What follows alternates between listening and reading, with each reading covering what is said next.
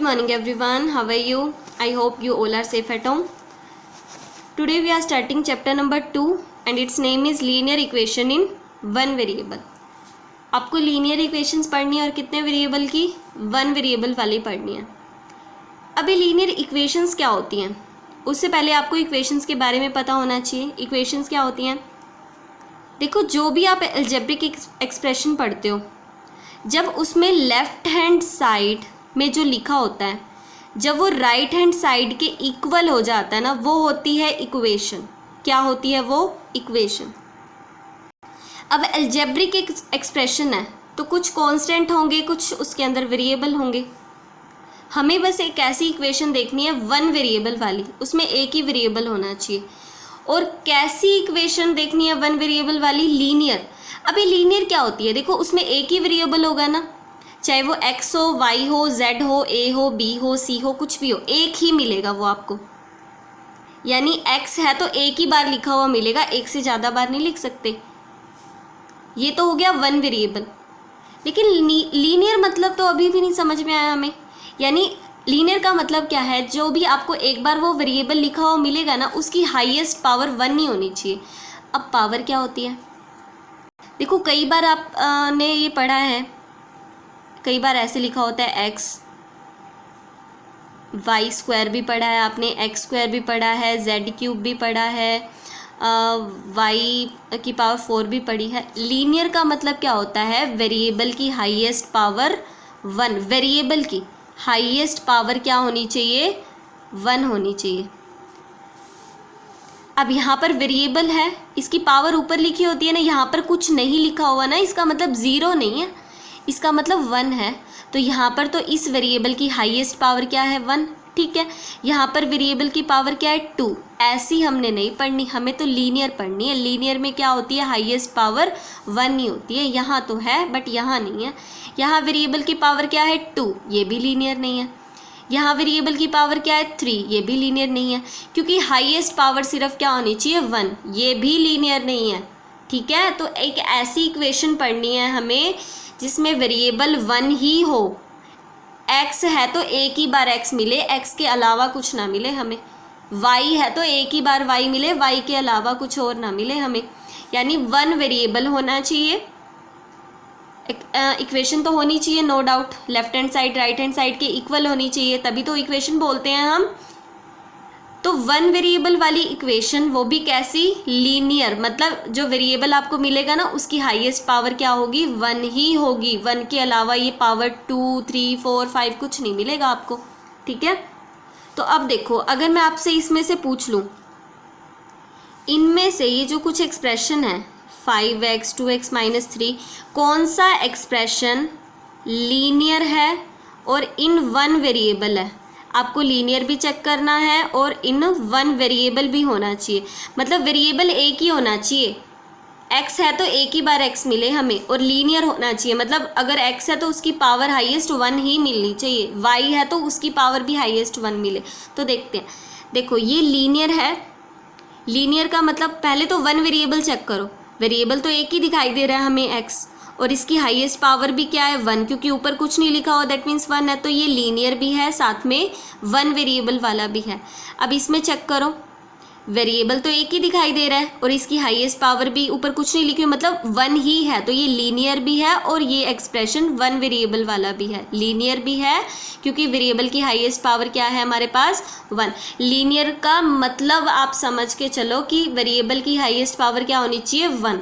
ठीक है, हमें दो चीज़ें चेक करनी है, एक तो एक्सप्रेशन वन वेरिएबल वाला हो, साथ ही लीनियर हो.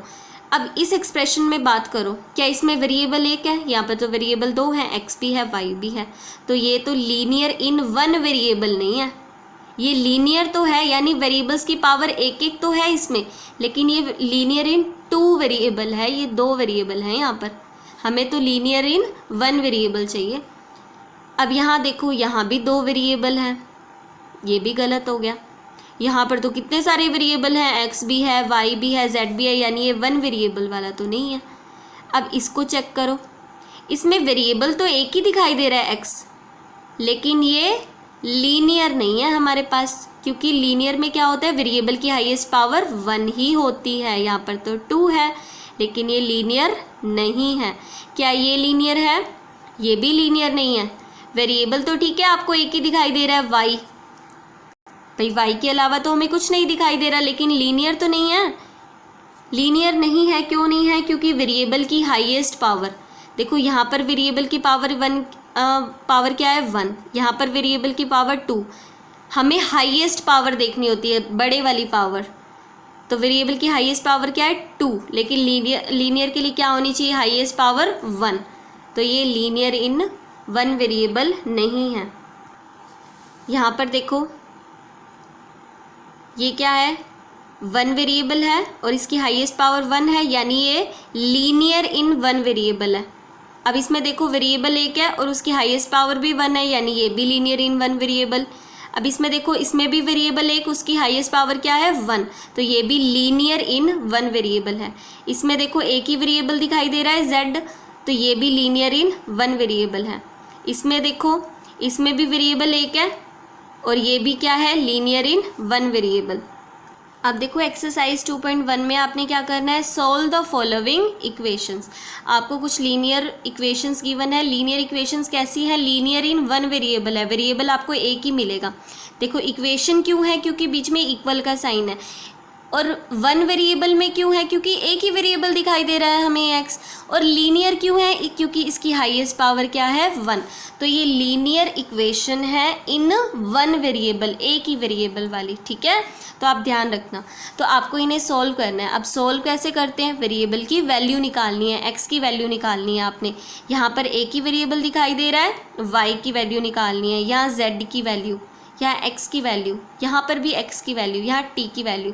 इस तरह से आपने इन इक्वेशंस को सॉल्व करना है।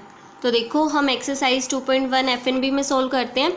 फर्स्ट सम क्या है? x - 2 = 7। इसे सॉल्व करना है, मतलब वेरिएबल की आपने वैल्यू फाइंड करनी है। अब x की वैल्यू फाइंड करनी है तो x को यहीं रहने दो, इस -2 को उधर भेजो। -2 उधर जाके क्या हो जाएगा? +2, 7 + 2। तो x की वैल्यू क्या आ जाएगी? 7 + 2 यानी कि 9। तो इसे हमने सॉल्व कर दिया। अब यहाँ देखो हमें y की वैल्यू निकालनी है, तो इस +3 को उधर भेजो। +3 उधर जाके क्या हो जाएगा? -3। तो 10 - 3, तो y की वैल्यू क्या आ गई? 10 - 3 यानी कि 7। अब हमें किसकी निकालनी है इस इक्वेशन में? वैल्यू z की, क्योंकि वेरिएबल हमें क्या दिखाई दे रहा है? z। तो z को यहाँ रहने दो, इस 2 को इधर भेजो, z -2 हो जाएगा, +2 इधर जाके -2, इधर क्या रह जाएगा? z, यानी कि z की वैल्यू क्या आ गई? 6 - 2 4, ठीक है। अब यहाँ हमें किसकी वैल्यू फाइंड करनी है? x की वैल्यू। तो x को यहीं रहने दो, 3/7 को उधर भेज दो। 17/7 है -3/7, 7 और 7 का एलसीएम क्या हो जाएगा? 7। 17 - 3, 17 - 3 क्या हो जाएगा? 14/7। अब ये दोनों तो कैंसिल होते हैं। 7 1 = 7, 7 2 = 14, 2/1 यानी कि 2। x की वैल्यू आपकी क्या आ गई? 2 आ गई, ठीक है। अब यहाँ पर देखो हमें x की वैल्यू फाइंड करनी है। इसका मतलब समझते हो? 6 × x है।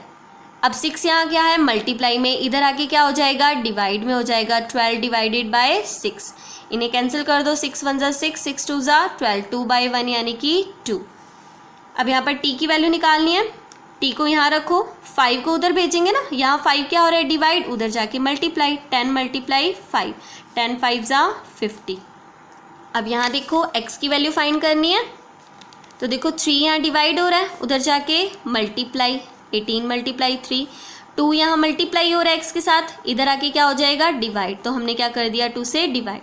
अब कैंसिल कर दो। 2 1 = 2, 2 9 = 18, 9 की 3 के साथ मल्टीप्लाई, 9 3 = 27। x की वैल्यू क्या हो गई? 27, ठीक है।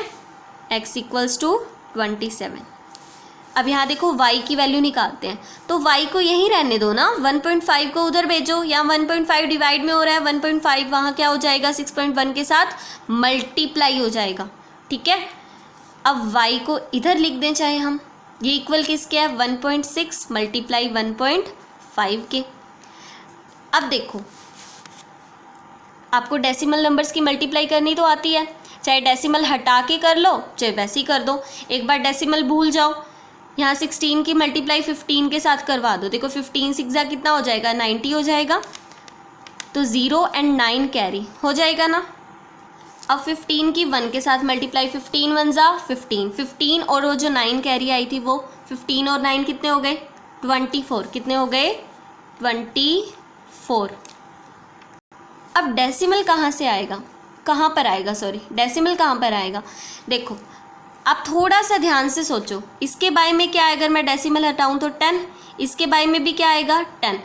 मैंने 16 की 15 के साथ तो करवा दी 240, अब बाय में जो 10 है उनकी भी तो होगी ना मल्टीप्लाई, 10 की 10 से क्या हो जाएगी 100, यानी इसके बाय में क्या आना चाहिए 100। अब मुझे डेसिमल फिर से लगाना है, तो 100 में कितनी ज़ीरो होती हैं, 2 ज़ीरो होती हैं, तो 2 डिजिट छोड़ के डेसिमल लगा देंगे, यहाँ पर आएगा डेसिमल, ऑब्वियस सी बात है। ठीक है, तो y की वैल्यू क्या आ गई 2.40। तो इसके जो भी पार्ट्स रहते हैं ना, अब इस एक्सरसाइज के 9th पार्ट रहता है और आगे भी इसके पार्ट्स रहते हैं 10th 11th और 12th, ये आपने खुद ने सॉल्व करने हैं अब अपनी FNB में।